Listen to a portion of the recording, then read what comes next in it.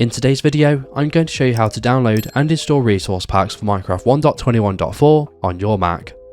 The first thing we need to do is to open our web browser, and you want to go to any resource pack website of your choice, and for this example we're using modroof.com.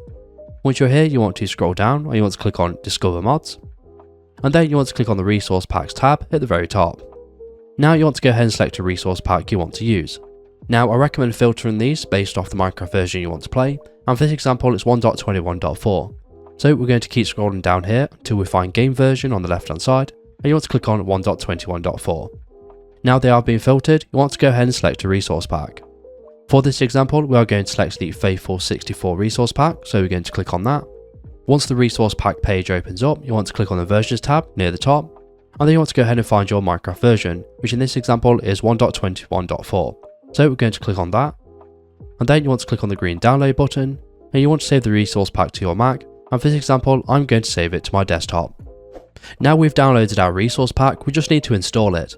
So to do this you want to open your Minecraft launcher, and then you want to make sure you've loaded the correct version of Minecraft, which is 1.21.4. Once Minecraft has loaded, you want to click on the Options tab, and then you want to click into Resource Packs. Now you want to click on Open Pack Folder, and it should appear. Now all we need to do is to drag and drop our downloaded resource packs into this folder. Now we've done this, you want to exit out of that, and you should see it appear in Minecraft. Now you want to click on the arrow next to the resource pack to move it from the available column to the selected column like this, and you want to make sure it's above any other resource pack.